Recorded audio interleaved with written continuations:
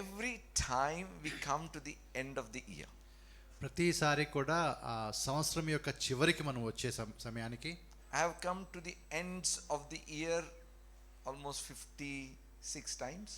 దాదాపు ఒక 56 సార్లు నేను ఆ సంవత్సరం యొక్క చివరికి వచ్చాను. I mean, different people have different numbers. మరి ఒక్కొక్కరికి ఒక్కొక్క నెంబర్ ఉండొచ్చు ఆ విధంగా వయసును బట్టి. So when we come to the end, what does it tell you? కాబట్టి ఆ విధంగా ఒక ముగింపు ఆ చివరి సంవత్సరానికి లేదా చివరి నెలకు వచ్చినప్పుడు అది మనకి ఏం చెప్తుంది ఆ చివరి రోజుకి వచ్చినప్పుడు ఆ సంవత్సరంలో? When we are entering into the next year, what does this tell you? అదే లేదా మనం ఒక కొత్త సంవత్సరంలోనికి ప్రవేశిస్తున్న ఉండగా అది మనకి ఏమి చెప్తూ ఉంది? New beginning, right? కొత్త ప్రారంభం అని చెప్తుంది. What else? ఇంకా ఏమన్నా? New opportunities, కొత్త అవకాశాలు, కొత్త ఆశ, నిరీక్షణ. What else? New lessons. కొత్త పాఠాలు. Absolutely right. Yes, that's a part of my message today. ఈ రోజు నా ప్రసంగంలో ఆ మాట ఒక భాగము. New blessing, yes. కొత్త ఆశీర్వాదాలు. New hope. కొత్త ఆశ. Yes. New life. కొత్త జీవితం, జీవం. What else? New commitments. మనం right? చేయాల్సిన కొన్ని పనులు అయితే కొన్ని కమిట్మెంట్స్ మనకు ఉంటాయి. Commitment is a dangerous word for some people. కొంతమంది కొద్ది ప్రమాదకరమైన మాట అది. New decisions. నిర్ణయాలు. Yes. But you know what that tells? Leaving the past behind. That's right. గతాన్ని పక్కన వదిలేయడం, వెనక్కి వదిలేయడం. Looking forward. Yes. మరి ముందున్న Looking వాటి forward కోసం to what? ముందుకి ఆ విధంగా చూడడం, ఎదురు చూడడం. దేనికోసం ఎదురు చూడడం? Let me tell you, this is what it tells me every time. ప్రతిసారి కూడా నాకు ఈ విధంగా నేను అనుకుంటలేదు, ఈ విధంగా నాకు చెప్తూ ఉంటుంది. The coming of our Lord is now closer than ever before. కాబట్టి ప్రభు యొక్క రాకడ ఇంతకు ముందు కన్నా ఇప్పుడు ఇంకా దగ్గరగా ఉంది అనిపిస్తుంది నాకు. Hallelujah. Hallelujah. See, till 2000 everybody were telling 2000 years. కాబట్టి 2000 సంవత్సరం వచ్చేందుకు అందరూ 2000కి రావచ్చని ఆ సంవత్సరాన్ని చెప్తూ వచ్చారు. Now 2024 we are entering to 2025. ఇప్పుడు 2024 మళ్ళీ 25లోకి enter కాబోతున్నా. Quarter of a century is over. దాదాపుగా మరి ఒక ఆ శతాబ్దంలో ఒక 4వ వంతు అయిపోయింది. And now we are moving forward.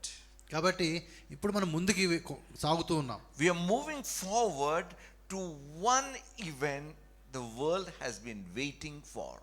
కాబట్టి ప్రపంచమంతా కూడా ఎదురు చూస్తున్న ఒక సంఘటనకు దగ్గరికి మనం వెళ్తూ ఉన్నాం, దాన్ని చూస్తూ ఉన్నాం. Some people are waiting for it in faith. Some people are waiting for it, you know, kind of with kind of will it really happen?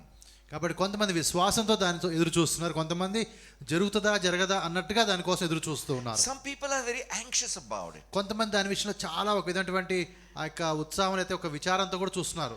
That I want to see that coming. I want to see that coming of the Lord, and you know it should be quick like that. కాబట్టి త్వరగా రావాలి, నేను చూడాలి, ఆ దినం నేను చూడాలని చెప్పి అటువంటి ఆతృతతో చూసే వాళ్ళు కూడా ఉన్నారు. That's fine. అదంతా కూడా మంచిదే. But there is a question that Jesus asks. కానీ ఒక ప్రశ్న యేసు ప్రభువారు అడిగారు. And I want to put forth that question to all of you. మనందరికీ కూడా ఆ ప్రశ్న నేను వేస్తూ ఉన్నాను. You know, we have all heard this, that message is saying Jesus can come any moment. కాబట్టి ఏ క్షణంలో అయినా కూడా ప్రభువు రావచ్చు అన్నటువంటి మాట ఆ ప్రసంగాన్ని మనం చాలాసార్లు విన్నాం. He can come right now. మరి ఇప్పుడే కూడా రావచ్చు. I do not know if you have seen that one particular video about rapture. కాబట్టి ఆ విధంగా మన సంఘం ఎత్తబడే దానికి సంబంధించినటువంటి ఒక వీడియో వచ్చినది, మీరు చూసారేమో తెలియదు నాకు. And I think that's the reason pulpits are there. దాన్ని బట్టే ఈ పులిపిట్ ఇక్కడ పెట్టబడింది. So this pastor is holding his Bible and telling that Jesus can come even now. కాబట్టి పాస్టర్ గారు బైబిల్ చేత పట్టుకొని యేసు ప్రభువారు ఈ రోజు ఇప్పుడు కూడా రావచ్చు అని చెప్తున్నాడు. And then he is raptured that very moment. కాబట్టి ఆ సమయంలో ఆయన ఎత్తబడ్డాడు. And then Bible falls down. మరి బైబిల్ కింద పడిపోయింది. So maybe that's why pulpits are there. అందుకనే పులిపిట్ పెట్టి ఉంటారు, ఎందుకంటే బైబిల్ పెట్టడం కోసం. See, the point is, మరి ఇక్కడ మాట ఏంటంటే Jesus can come any moment. ఏ నిమిషంలో అయినా కూడా ప్రభు రావచ్చు. But there is a question. కానీ ఒక ప్రశ్న మనకు ఉంది. It's in the book of Luke chapter 18. లూకా 18లో ఆ ప్రశ్న మనకు కనబడుతుంది. Verse 8. Luka 18:8. I tell you that he will avenge them speedily. Nevertheless, when the Son of Man comes, will he really find faith on earth? ఆయన వారికి త్వరగా న్యాయము తీర్చును, వారి విషయమే కదా ఆయన దీర్ఘశాంతం చూపుచున్నాడని మీద చెప్పుచున్నాను. అయినను మనుష్య కుమారుడు వచ్చినప్పుడు ఆయన భూమి మీద విశ్వాసం కనుగొనునా? Will he really find faith? నిజంగా ఆయనకి విశ్వాసం కనుగొంటాడా ఈ భూమి మీద? Now, this is not just about the second coming of Jesus. ఇది కేవలం అంటే యేసుప్రభు యొక్క రెండవ రాకడను ఉద్దేశించి మాత్రమే చెప్పబడింది కాదు. You see, if Jesus comes right now by your side to solve your problem, ఒకవేళ యేసుప్రభు వారు మీ ప్రక్కన నిలబడి మీ యొక్క సమస్య తీర్చడానికి ఆయన సిద్ధంగా ఉన్నాడు అనుకుందాం. will he see faith in you? అప్పుడు ఆయన వచ్చినప్పుడు నీలో విశ్వాసం ఆయన కనబడుతుందా? One of the most significant passages is about the the lame man healed at Bethesda. కాబట్టి బెతెస్దా దగ్గర ఒక కుంటివాడు బాగుపడ్డాడు.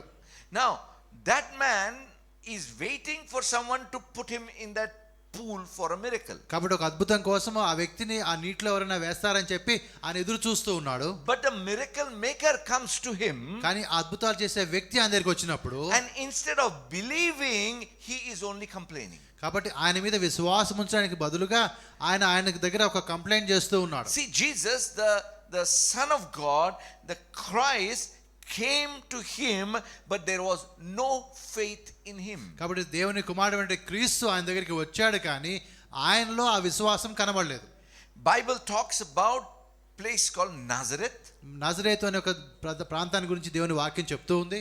Jesus has come from Nazareth. నజరేతు నుంచి యేసు వారు వచ్చారు. But then he could not perform many miracles there. కానీ అక్కడ ఎక్కువ అద్భుతాలు ఆయన చేయలేకపోయాడు. Because people didn't have faith.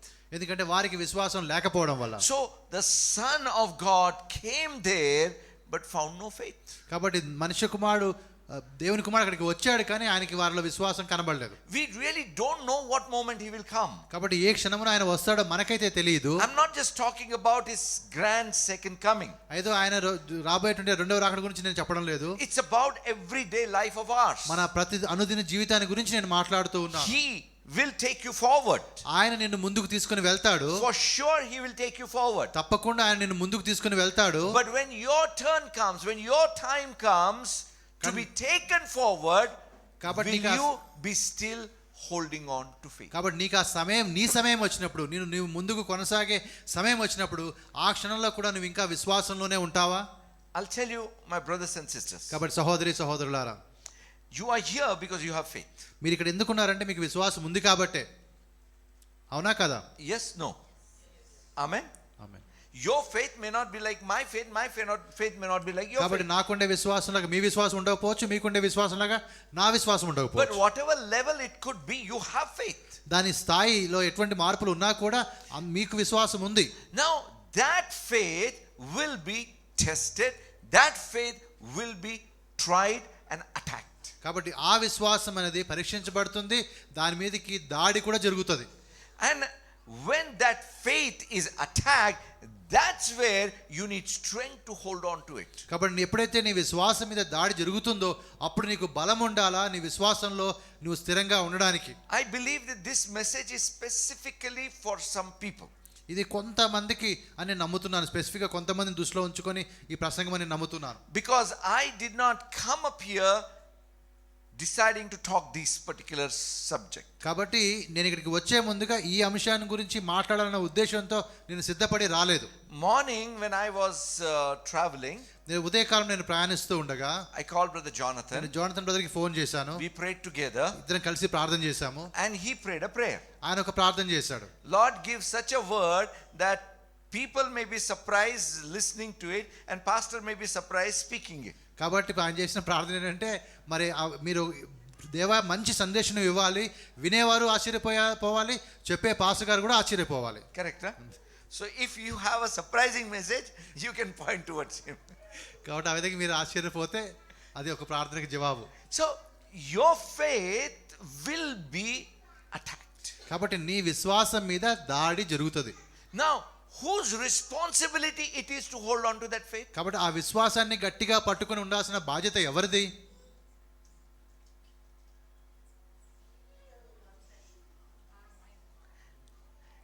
It is my responsibility to hold on to my faith. నా విశ్వాసాన్ని గట్టిగా పట్టుకొని ఉండాల్సిన బాధ్యత నాదే. How do you know you have faith? మీకు విశ్వాసం ఉందని మీకు ఎలా తెలుసు ముందుగా? How do you know that you have faith? మీకు విశ్వాసం ఉందని మీకు ఎలా తెలుస్తుంది? Very simple. చాలా సింపుల్ గా ఈ మాట. Bible talks about joy and peace in believing. It's in the book of Romans chapter 15, I think verse 13. మరి రోమా 15:13లో అనుకుంటా అనగా విశ్వాసం ఉంచే వారికి ఆ సంతోషము సమాధానం ఉంటుందని చెప్పి అక్కడ వాక్యం రాయబడింది. Joy and peace in believing. కాబట్టి ఆ విశ్వాసంలోనే ఆ సంతోషము సమాధానం ఉన్నది. So when you have faith, you have that joy and you have peace. కాబట్టి మీకు విశ్వాసం ఉన్నప్పుడు మీకు సమాధానం ఉంటుంది, మీకు ఆనందం ఉంటుంది. So when your faith is shaken, your joy and your peace will be shaken. కాబట్టి ఎప్పుడైతే మీ విశ్వాసం అనేది ఆ విధంగా ఆ కదిలింపబడుతుందో అప్పుడు మీ యొక్క సంతోషము మీ యొక్క సమాధానం కూడా ఒక్కసారిగా కదిలింపబడుతుంది. That means when your level of joy and peace have come down, you must recognize there is an attack on your faith. ఎప్పుడైతే మీ యొక్క సమాధానం కావచ్చు, మీకు ఆనందం కావచ్చు, అవి వాటి స్థాయి తగ్గినప్పుడు మీరు వెంటనే గుర్తించాల్సిన విషయం ఏంటంటే ఎక్కడో ఒక దగ్గర నీ విశ్వాసం మీద దాడి జరిగింది అని. It is very painful to act happy. కాబట్టి చాలా కష్టం అండి అంటే సంతోషంగా ఉన్నట్టుగా నటించడం అంటే. Anybody acted happy? ఆ విధంగా సంతోషంగా ఉన్నట్టుగా నటించడం ఎవరైనా ప్రయత్నం చేశారా? Is it not painful? చాలా కష్టం కదా. Difficult and painful. చాలా కష్టమైనది, చాలా నొప్పితో బాధతో కూడినది. I'm not talking about that acting joyful and bubbly. I always remember one incident. కాబట్టి ఆ విధంగా ఏదో సంతోషంగా ఉన్నట్టుగా ఎగిరి గంతులేస్తున్నట్టుగా అటువంటి సంతోషాన్ని గురించి నేను మాట్లాడడం లేదు. You know, one day when I was in Belgaum, నేను బెల్గాంలో ఉన్నప్పుడు ఒక రోజున I went with pastor there, Pastor Cherian, to visit one house. ఒక కుటుంబాన్ని మేము దర్శించాం, నేను పాస్టర్ చెరియన్ గారు కలిసి. And when we approached the house, ఆ ఇంటికి మేము చేరుకోగానే there was this young girl came to, jumping, Pastor, praise the Lord, how are you? కాబట్టి ఒక యవనస్తురాలు, ఒక చిన్న అమ్మాయి వచ్చింది, పరిగెత్తుకుంటూ ఎగురుకుంటూ వచ్చింది సంతోషంగా, పాస్టర్ ప్రైజ్ ది లార్డ్, మీరు ఎలా ఉన్నారు అంటుంది. I mean, she looked so joyful. చాలా సంతోషంగా ఉన్నట్టు కనబడింది ఆమె. And pastor asked, Amma, how is everything at home? అప్పుడు పాస్టర్ గారు, అమ్మాయి మరి ఇంట్లో అంతా ఎలా ఉంది పరిస్థితి అన్నాడు. Within a moment that he changed into crying. ఒక్క నిమిషంలోనే అప్పటి వరకు నవ్వుతున్న ముఖంలోంచి ఏడుపు రావడం మొదలుపెట్టింది. I can never forget that. అది ఎప్పుడు నేను నా జీవితంలో మర్చిపోలేను. The one moment I thought she is very happy, but the next moment reality came forward. కాబట్టి ఒకసారి అనిపించింది చాలా సంతోషంగా ఉంది ఏమే అని చెప్పి, కానీ వెంటనే కనబడింది అసలు విషయం ఏంటి అనేది. You can't act forever. కాబట్టి ఆ విధంగా ఏదో నటించడం అనేది నీకు సాధ్యం కాదు ప్రతిసారి కూడా. You can't act joy and peace forever. కాబట్టి సంతోషం ఉన్నట్టుగా సమాధానం ఉన్నట్టుగా నువ్వు నటిస్తూ నీ జీవితాన్ని గడపలేవు. But when you really have the joy and peace because of your faith, you cannot hide it. కాబట్టి నీ విశ్వాసం ద్వారా నిజమైనటువంటి సమాధానము ఆనందము నీకు ఉన్నప్పుడు దాన్ని నువ్వు దాచిపెట్టలేవు. I'll tell you, even in the midst of the most painful situation, you can't hide smile on your face. కాబట్టి చాలా నొప్పి బాధ కలిగించే విషయాల గుండా వెళుతూ ఉన్నా కూడా నువ్వు ఆ విధంగా నీ ముఖంలో ఉండే చిరునవ్వుని చూపకుండా నువ్వు ఆపలేవు. I still remember when my mother was serious, admitted in the hospital. నాకు ఇంకా జ్ఞాపకం ఉంది, మా తల్లి గారికి మరి ఆరోగ్యం బాగాలేదు, హాస్పిటల్ అడ్మిట్ అయ్యి చాలా సీరియస్ గా ఉన్నారు. My wife and I from Belgaum, we went to Mumbai. నేను నా భార్య కలిసి మరి బెల్గాం నుంచి ముంబైకి వచ్చాము. When we saw her, ఆమెను మేము చూసినప్పుడు we were smiling. మేము నవ్వుతూ ఉన్నాము. I mean, I'm telling you, that's exactly how it happened. కాబట్టి అది ఆ విధంగానే జరిగింది, ఉన్నట్టుగా నేను మీకు చెప్తూ ఉన్నాను. People were wondering, how are we able to smile? కాబట్టి మనం ఏ విధంగా వీళ్ళు నవ్వగలుగుతున్నారని చెప్పి చుట్టూ ఉండే వాళ్ళు ఆశ్చర్యపోతూ ఉన్నారు. And we could tell that it is our faith in Jesus that tells us that she will recover. కాబట్టి మేము చెప్పామంటే మాకు యేసుప్రభునందు ఒక విశ్వాసం ఉంది, ఆ విశ్వాసం ద్వారా ఆమె బాగవుతున్న నమ్మకం మాకుంది. It's not just telling that we believe, but that smile on our face was reflecting faith. కాబట్టి ఏదో ఇతరులకు చెప్పడం కాదు మాకు నమ్మకం ఉన్నదని, కానీ ఆ విశ్వాసం అనేది ఒక చిరునవ్వు రూపంలో మా ముఖంలో కనబడుతూ ఉంది. Your joy and peace will tell everybody without you telling with your mouth that you are moving in faith. కాబట్టి నీకున్నటువంటి సమాధానం కావచ్చు, లేకపోతే నీకుండే ఆనందం కావచ్చు, అవి నీ ముఖంలో కనబడినప్పుడు నీకు విశ్వాసం ఉందని నువ్వు చెప్పకుండానే అందరూ గ్రహిస్తారు. But when you miss that out in your life, కానీ ఒకవేళ దాన్ని నువ్వు నీ జీవితంలో పోగొట్టుకున్నట్లయితే you have to take action. అప్పుడు వెంటనే నువ్వు ఏదో ఒక పని చేయాలి. You must do something. ఏదో ఒకటి నువ్వు చేయాలి ఆ సందర్భంలో. Let me ask you one question. ఇంకొక ప్రశ్న మనం అడుగుతున్నాను అందరినీ కూడా. What should you do when your faith is attacked? నీ యొక్క విశ్వాసం మీద దాడి జరిగినప్పుడు నువ్వేం చేయాలి? what would you like to do, or what? Let's see advices from everybody. So అందరూ సలహాలు తీసుకుందాం. ఎవరు ఏం చేస్తారు? మీ విశ్వాసం మీద దాడి జరిగినప్పుడు మీరు ఏం చేస్తారు? Come on. Call up pastor. Pastor గారిని పిలుస్తాము. ప్రార్థన Pray. Okay, చేస్తాము. what will you pray? ఏమని ప్రార్థన చేస్తాం? ఒకవేళ ప్రార్థన చేస్తే Restoration what?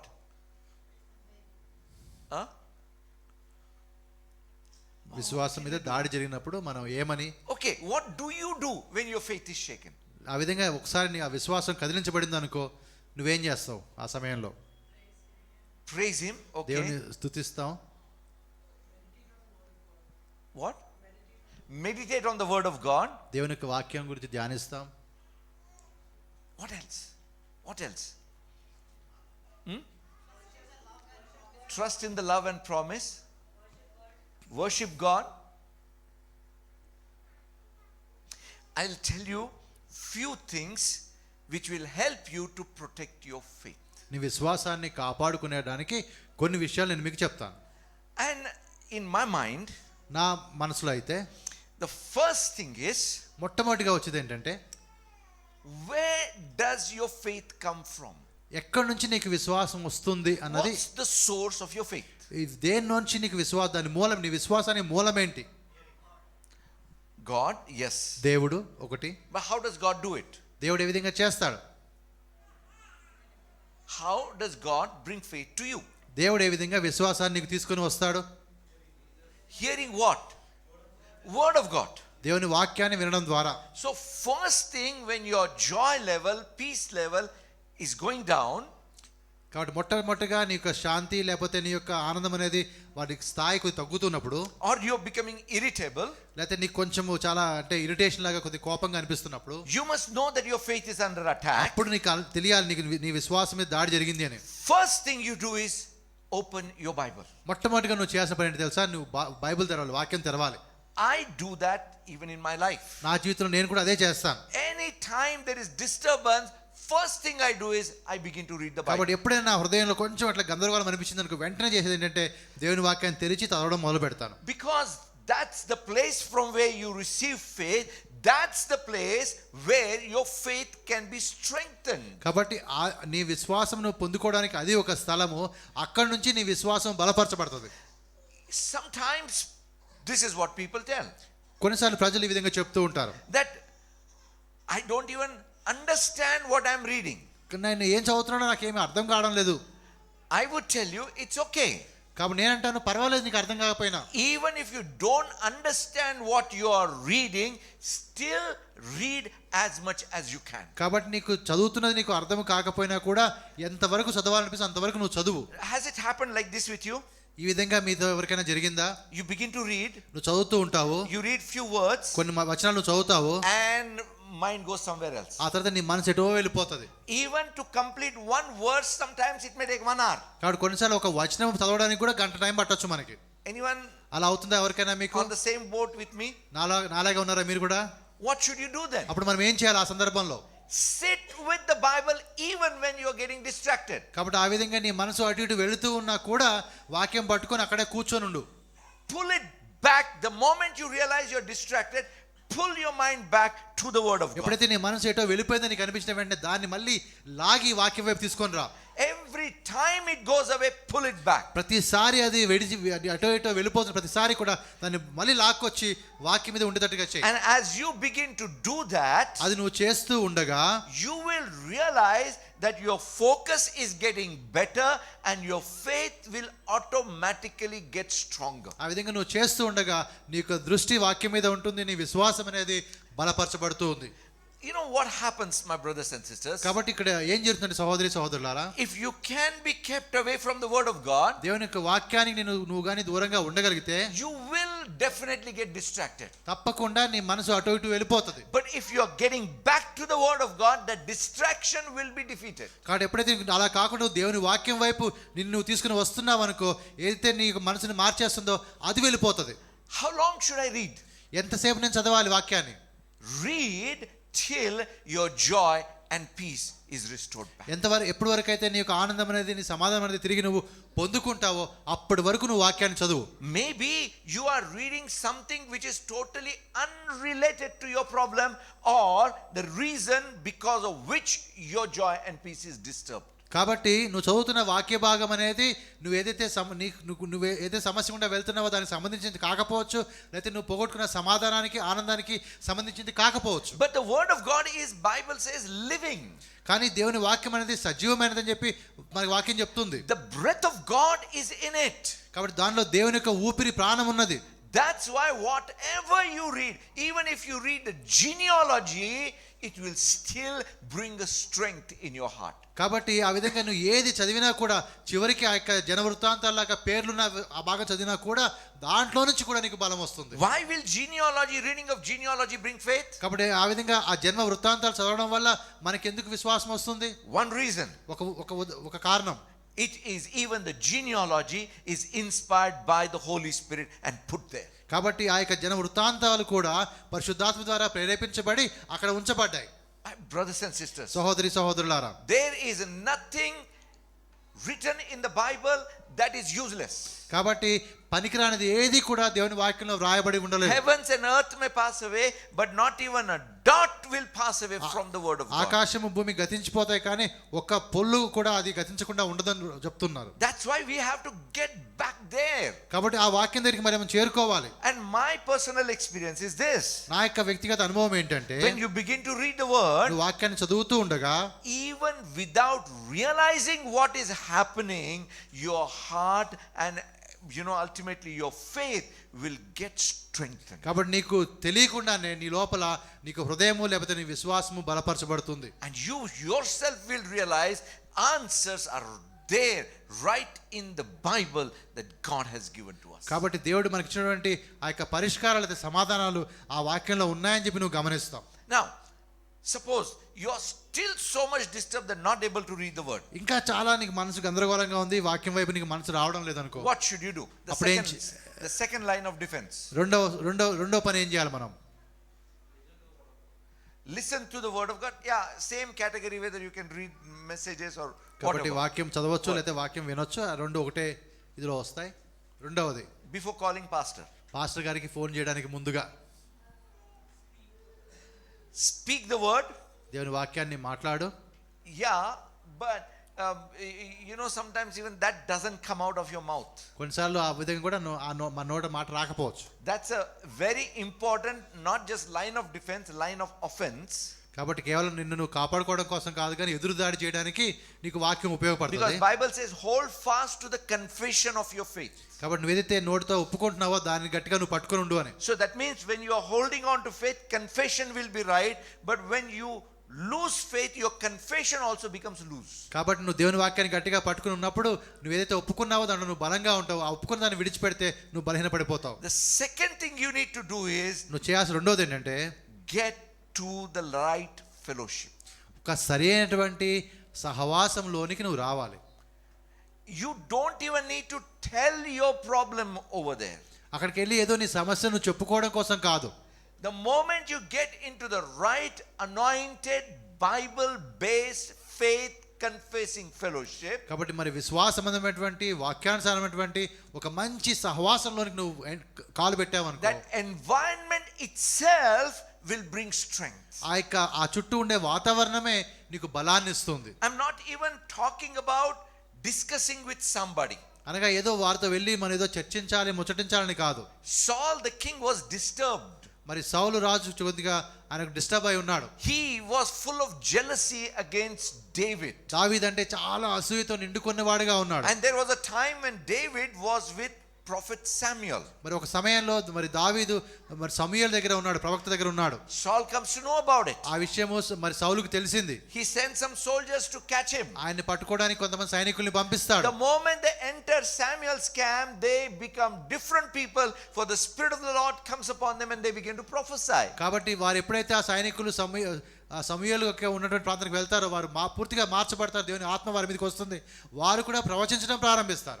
He sends a second party. ఆ తర్వాత రెండవ గుంపు పంపిస్తాడు ఆయన. The same fate. అదే అవుతుంది వారికి కూడా. He himself goes. ఆ తర్వాత ఆయన వెళ్తాడు ఒక రోజు ఒక సందర్భంలో. As long as he is there in that camp, his jealousy, his anger, everything is gone.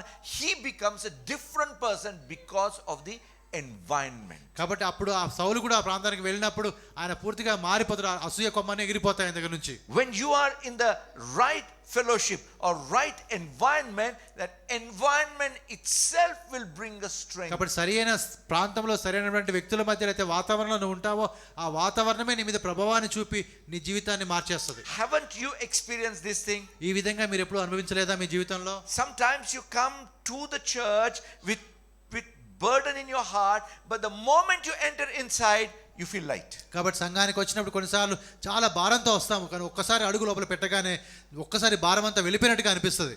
Yes. అలా మీకు అనిపించిందా లేదా ఎప్పుడన్నా? Yes. See, what is that?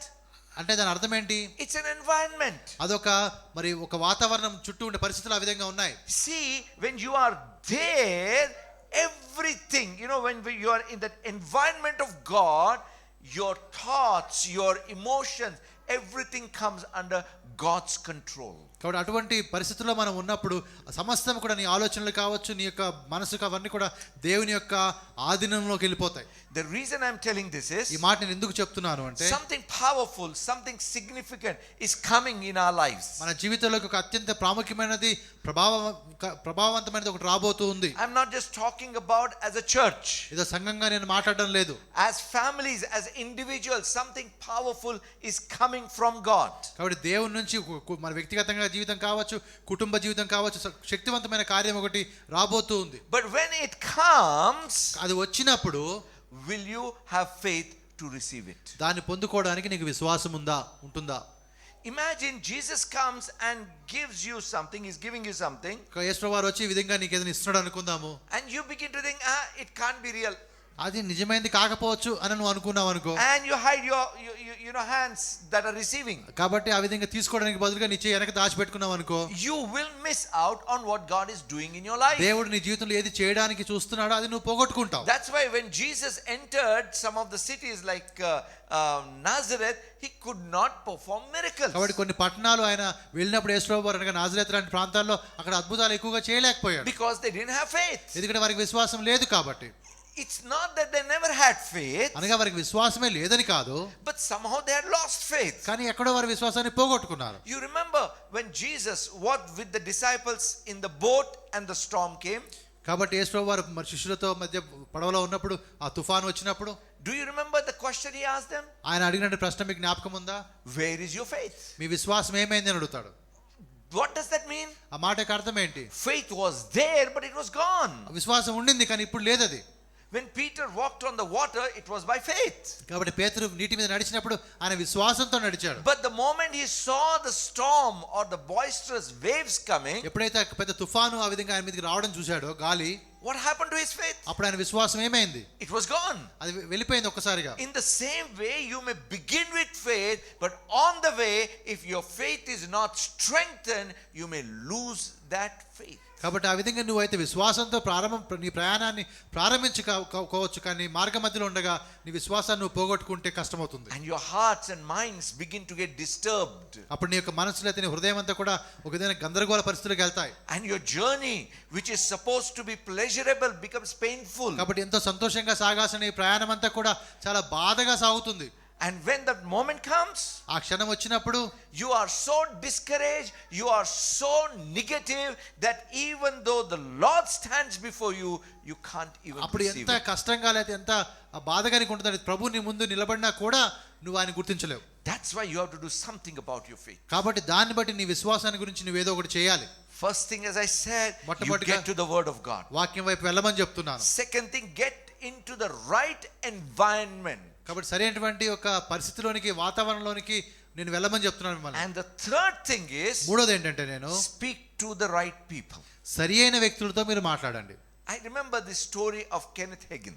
మరి కెనెత్ హెగ్గెన్ అనే వ్యక్తి గురించి ఒక కథ ఉంది, నాకు తెలుసది. You know, when he was very sick, it was said to be some incurable blood disease. కాబట్టి ఒక విధమైనటువంటి రక్తానికి సంబంధించిన రోగం అది, దానికి నయం కాదు అటువంటి రోగం అది. He believed that God will heal him. మరి ఆయన నమ్మకం ఏంటంటే దేవుడు నన్ను స్వస్థపరుస్తాడు అని. But every pastor who was coming to him was preparing for his death. కానీ వచ్చిన ప్రతి పాస్టర్ గారు కూడా ఆయన్ని మరణానికి సిద్ధం చేస్తున్నట్టుగా మాట్లాడుతున్నారు. Nobody was talking that God can heal you. Everybody were telling you must accept death. కాబట్టి మరి ఎవరు కూడా దేవుడు నిన్ను స్వస్థపరచని చెప్పడం లేదు, కానీ నువ్వు దేవుని చిత్తానికి అంగీకరించాలా, నువ్వు మరణాన్ని తీసుకోవాలని చెప్తున్నారు. You see, these people were speaking not faith. కాబట్టి వీరెవరు కూడా విశ్వాసాన్ని మాట్లాడడం లేదు. But when you are with people who speak faith, your faith gets strengthened. కాబట్టి విశ్వాసంతో మాట్లాడేవారు మధ్యలో నీవు ఉన్నప్పుడు నీ విశ్వాసం కూడా బలపరచబడుతుంది. Hallelujah. హల్లెలూయా. Tell me frankly. నిజంగా ఉన్నదన్నట్టుగా చెప్దాం ఈ మాట. Tell me the truth. నిజం చెప్దామా? Whenever you speak to me, ఎప్పుడైతే మీరు నాతో మాట్లాడినప్పుడు doesn't your faith get strengthened?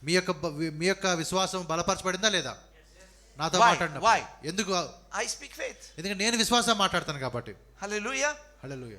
You speak faith, you will become a person who will strengthen others' faith. నువ్వు విశ్వాసంతో మాట్లాడినప్పుడు నీవు ఇతరుల విశ్వాసాన్ని బలపరిచేవాడిగా మార్చబడతావు. We all know people who will speak exactly opposite of faith. కాబట్టి మనకు చాలా మంది తెలుసు వారు విశ్వాసానికి పూర్తిగా వ్యతిరేకంగా మాట్లాడతారు. Correct? We know people like that, right? అటువంటి ప్రజలు మీకు తెలుసా తెలీదా? Don't talk to them at that moment. ఆ క్షణంలో అటువంటి వారితో మీరు మాట్లాడకండి. Bible talks about it in 10th chapter of Hebrews. మరి హెబ్రీ 10వ అధ్యాయంలో దేవుని వాక్యం ఈ విధంగా చెప్తూ ఉంది. He says, as the day is approaching, you must meet each other and encourage each other in faith. కాబట్టి ఆ దినము సమీపిస్తున్న కొలది మనము ఒకరికొకరం కలుసుకోవాలి, సహవాసంగా ఉండాలి, ఆ విధంగా మనం బలపరుచుకోవాలి.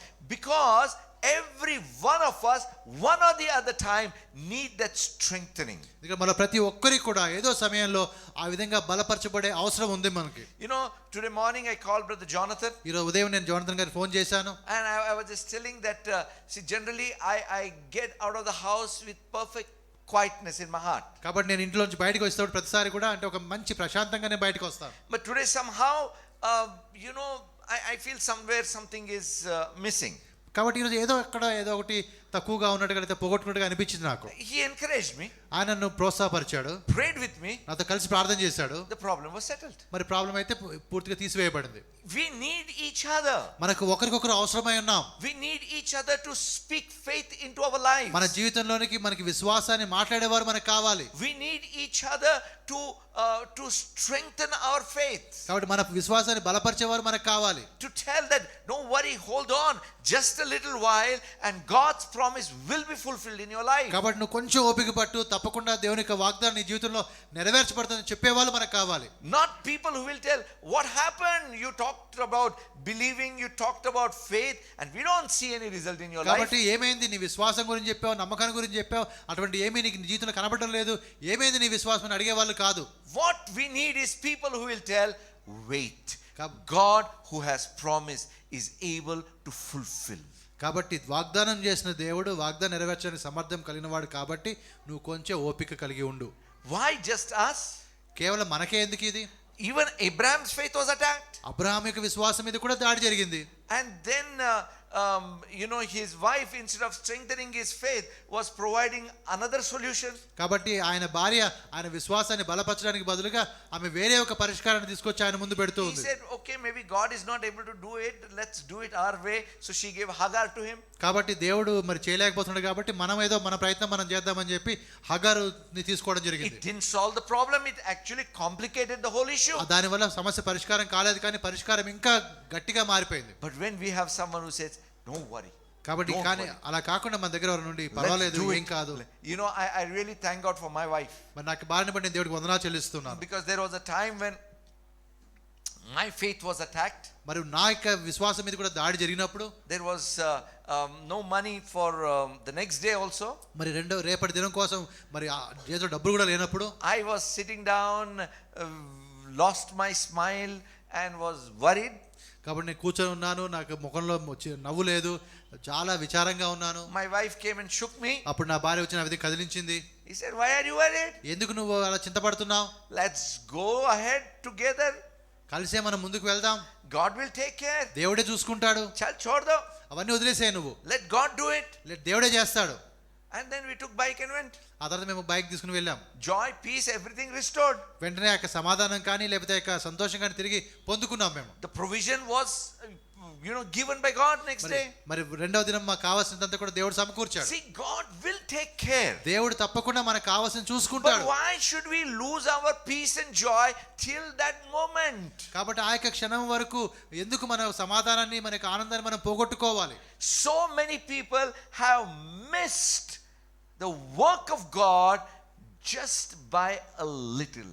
కాబట్టి చాలా మంది దేవుని యొక్క కార్యం వారి జీవితంలో జరగకుండా ఒక చిన్న దాంతోనే పోగొట్టుకున్నారు, చిన్న సమయంలో పోగొట్టుకున్నారు. So many people I can think of. అటువంటి వాళ్ళు చాలా మంది నాకు కనబడుతున్నారు. So many stories I can tell you. చాలా కథలు అటువంటివి చెప్పాలి, నేను చెప్పగలుగుతాను. But let me tell the conclusion of it. కాబట్టి ముగింపుకి నేను చెప్పే మాట ఏంటంటే, మీకు don't give up.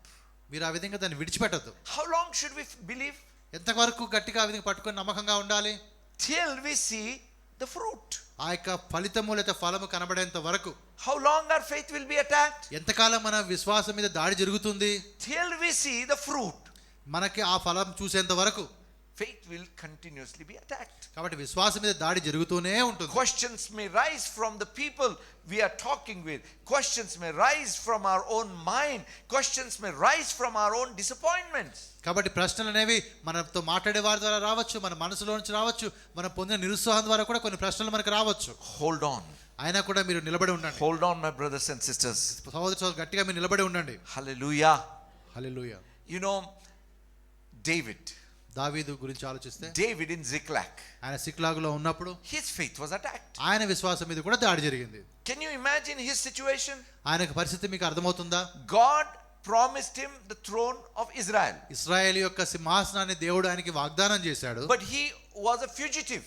కానీ ఆయన ఒక దేశ దిమ్మరిలాగా ఉన్నాడు. Running away from the king of Israel. ఇశ్రాయేలు రాజు దగ్గర నుంచి ఆయన పారిపోతూ ఉన్నాడు. Son-in-law of King Saul was running away from his father-in-law. కాబట్టి మరి ఆ సౌలు రాజు యొక్క అల్లుడు తన మామగారి దగ్గర నుంచి భయపడి పారిపోతున్నాడు. His father, brothers, nobody was with him. ఆయన తండ్రి గాని లేదా ఆయన సహోదరులు గాని ఎవరు ఆయనతో లేరు. On top of that, అవన్నీ కాకుండా all that he had earned, all his family was taken away by Amalekites. ఆయన సంపాదించుకున్న అంతా లేదా ఆయన కుటుంబం అంతా కూడా అమాలేకులు వచ్చి తీసుకుని వెళ్ళిపోయారు. On top of that, దాని పైన ఇంకా చూస్తే his own people wanted to stone him to death. ఆయన సొంత ప్రజలే ఆయన రాళ్లతో కొట్టి చంపాలనుకున్నారు. Bible says he was distressed.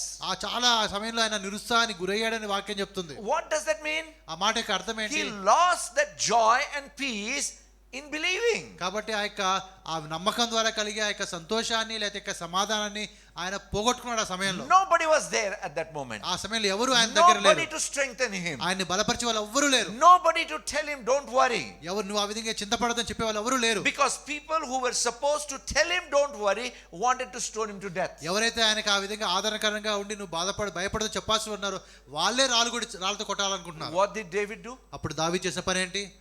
David strengthened himself in the Lord. ఆయన దేవుని యందు ప్రభువునందు తనను తాను బలపరుచుకున్నాడు. How do you think he would have strengthened? ఏ విధంగా ఆయన తనను తాను బలపరుచుకున్నాడని What's మీరు your అనుకుంటున్నారు? imagination about it? మీరు ఏ విధంగా దాన్ని ఊహిస్తున్నారు? This is how I imagine. నేను ఈ విధంగా దాన్ని ఊహిస్తూ ఉన్నాను. He would have said, Lord, this is what is happening. మరి ప్రభు దేవా ఇది చూడుగా ఈ విధంగా జరుగుతుంది. What to do? ఏం చేయమంటావు? Do you know what God's answer would have been? మరి దేవుని యొక్క జవాబు ఏమై ఉంటుంది? ఆ విధంగా దావీదు అంటే Psalms chapter 23 verse 5. మరి 23 కీర్తనలో 5వ వచనం. He lays a table before us in the midst of our నీ enemies. శత్రువుల ఎదుట ఆయన మనకు భోజనము సిద్ధం చేస్తాడు. See, he looked to God and he received from God. I believe God would have told him, don't worry, David. కాబట్టి ఆయన దేవుని వైపు చూశాడు. మరి దేవుడు ఆయన దగ్గరికి వచ్చి ఆయన పక్కన నిలబడి, దావీదు నువ్వు చింతపడొద్దు. Hallelujah. Hallelujah. See, when David faced Goliath, it was full of faith. కాబట్టి మరి దావీదు గొలియాతును ఎదుర్కొన్నాడు, పూర్తిగా విశ్వాసంతో ఎదుర్కొన్నాడు. But when David faced Ziklag, కానీ సిక్లాగులో ఆ సందర్భంలో దావీదును it's చూస్తే not just his possessions were attacked, even his faith was attacked. కాబట్టి ఆయనకున్నటువంటి ఆస్తుల మీద ఆయనకు కలిగిన వాటి మీద దాడి మాత్రమే కాదు, కానీ ఆయన విశ్వాసం మీద కూడా దాడి జరిగింది. Remember, facing Goliath was the beginning of his exposure to the world. కాబట్టి లోకానికి మరి గొలియాతును ఎదుర్కోవడం అనేది ఒక పరిచయం లాగా ఆయనకు ఉండింది. But this was a major step towards getting the promise of God, that is the throne of Israel. కాబట్టి ఇశ్రాయేలు మీద ఉన్నటువంటి రాజుగా ఉండే ఆ యొక్క సింహాసనం వైపు వెళ్ళడానికి ఆ వాగ్దానానికి ఇది ఒక దగ్గరగా అడుగుగా ఉంది. He strengthened himself in the Lord. కాబట్టి ప్రభువులో ఆయన తనను తాను That బలపరుచుకున్నాడు. means he just looked to God at that moment. అంటే ఆ సమయంలో ఆయన దేవుని వైపు చూశాడు. I believe that until that moment, అంటే నేను అనుకుంటాను అప్పటి వరకు కూడా this was the greatest attack on his faith. మరి ఆయన విశ్వాసం మీద దాడి చూస్తే ఇది చాలా గొప్పది, పెద్దది అనుకుంటున్నాను. When he was about to reach his destination, the attack came. కాబట్టి ఎప్పుడైతే తన యొక్క గమ్యస్థానాన్ని చేరుకోవడానికి దగ్గరగా ఉన్నప్పుడు అప్పుడు దాడి జరిగింది. I read a very interesting article. మరి ఒక ఆర్టికల్ నేను చదివాను, చాలా ఆసక్తికరమైన ఆర్టికల్ అది. That most of the accidents happen just before the destination. కాబట్టి మన గమ్యస్థానానికి చేరుకోవడానికి దగ్గరగా ఉన్నప్పుడే చాలా వరకు యాక్సిడెంట్లు జరుగుతాయి అని. Or you're driving back home. వాళ్ళే నువ్వు డ్రైవ్ చేసుకుంటూ ఇంటికి వస్తూ ఉన్నావు, You are tired, బాగా అలసిపోయి ఉన్నావు, and when you realize that you're very close to the house, దాదాపుగా ఇంటికి దగ్గరలో ఉన్నావని నీకు అర్థమైంది.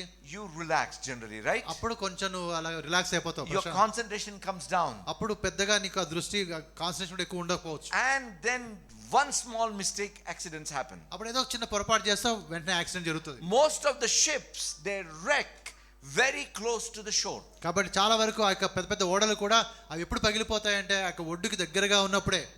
The greater the attack on your faith, you need to realize closer you are to the fulfillment of the promise of God. కాబట్టి నీ యొక్క విశ్వాసం మీద గొప్ప దాడి ఎప్పుడు జరుగుతుందంటే నీవు నీ గమ్యానికి దగ్గరగా ఉన్నప్పుడు.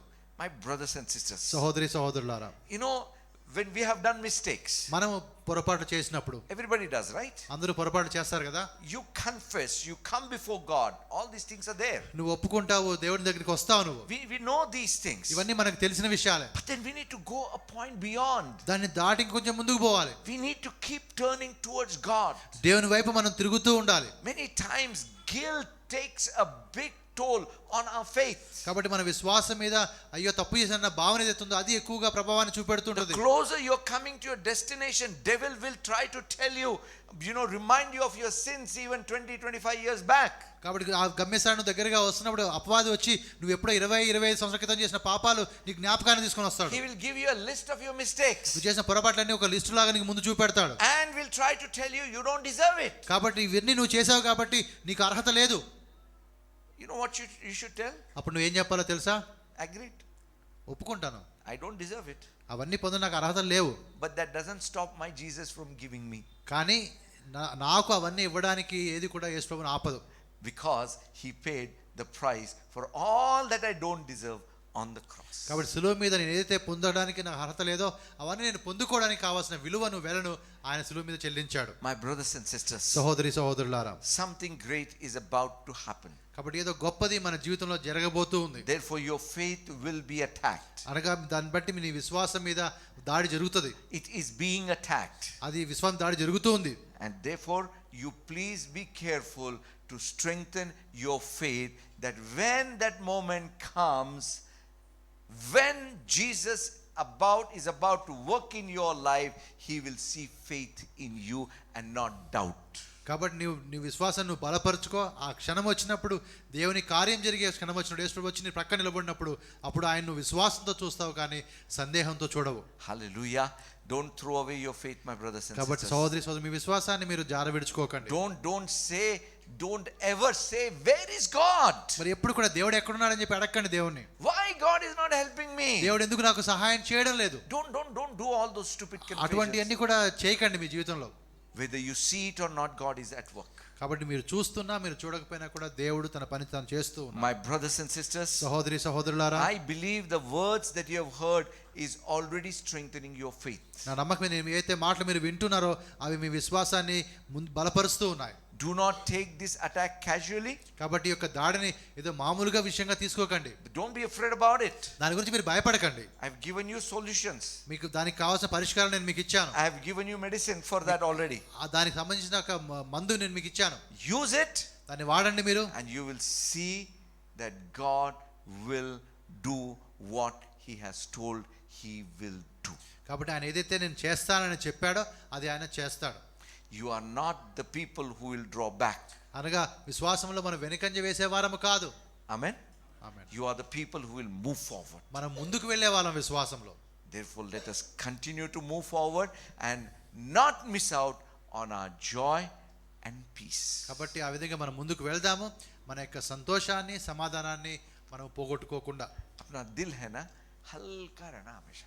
మన మనసు ఎప్పుడు కూడా చాలా ప్రశాంతంగా ఉండాలి, తేలిగ్గా ఉండాలి. अपना दिल जो है ना खुश रहना यार. లోపల మన హృదయం లోపల చాలా సంతోషం ఉండాలి మనకి. Do your heart is telling you that it needs something? ఒకవేళ మీ హృదయం అని చెప్తుందా నీకు ఏదో కావాలని చెప్పి?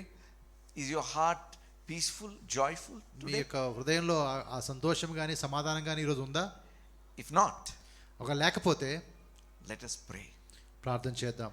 I'm not going to ask you to stand up or anything, ఏదో లేచి నిలబడమని నేను అడగను, కానీ but I just want every one of you to put your hand on your heart. మీలో ప్రతి ఒక్కరు కూడా మీ యొక్క చేతిని మీ యొక్క ఆ విధంగా గుండె మీద వేసుకోండి. Because Bible says that guard your heart with all diligence. కాబట్టి అన్నిటికన్నా ముఖ్యంగా నీ హృదయాన్ని నువ్వు జాగ్రత్తగా కాపాడుకొని వాక్యం చెప్తుంది. Because faith stays there. Faith ఎందుకంటే lives there. విశ్వాసం అనేది అక్కడ ఉంటది. Out of your heart will flow the issues of life. కాబట్టి నీకు హృదయంలో నుంచి ఆ యొక్క జీవితం సంబంధించిన విషయాలను కూడా బయటికి వస్తూ Your ఉంటాయి. faith can bring life into death. కాబట్టి నీకు విశ్వాసం అనేది ఆ మరణానికి కూడా జీవాన్ని ఇచ్చేదిగా ఉంటది. Let us allow that to happen. అది జరిగేదే విధంగా మనం చేద్దాం. Father, I commit every one of us into your hands. మరి తండ్రి, మాలో ప్రతి ఒక్కరిని కూడా మీకు అప్పగిస్తూ ఉన్నాను. Every weak faith be strengthened right now. ప్రతి విధమైన బలహీన విశ్వాసము బలపరచబడును గాక. Lord, I come against every attack on faith. విశ్వాసం మీద ప్రతి దాడికి వ్యతిరేకంగా నేను వస్తూ ఉన్నాను. I declare your victory. ప్రభువా, మీ యొక్క విజయాన్ని నేను ప్రకటిస్తూ ఉన్నాను. That faith be strengthened in every heart right now. ప్రతి వ్యక్తి హృదయంలో విశ్వాసము బలపరచబడును గాక. అది ఇప్పుడే. Let there be joy and peace in believing. ఆ విధంగా విశ్వాసం ఉంచడం ద్వారా తండ్రి ఆ యొక్క సంతోషము ఆ సమాధానము ఉండును గాక. Let your name be me glorified. నామము మహిమపరచబడును గాక. That when that moment comes, ఆ క్షణములా వచ్చినప్పుడు we may be moving forward in మనం faith. ముందుకు విశ్వాసంతో ముందుకు కొనసాగే వరంగా కనబడాలి. Help us, Lord. ప్రభువా, మాకు సహాయం చేయండి. In Jesus' name we pray. యేసు నామములో ప్రార్థిస్తున్నాను. Amen. Amen. Hallelujah. Hallelujah. God is good, right? దేవుడు మంచివాడు కదా. अच्छा लग रहा ना दिल में? హృదయంలో మంచిగా అనిపిస్తుందా? Yes. yes. So let's worship the Lord with our tithes and offerings.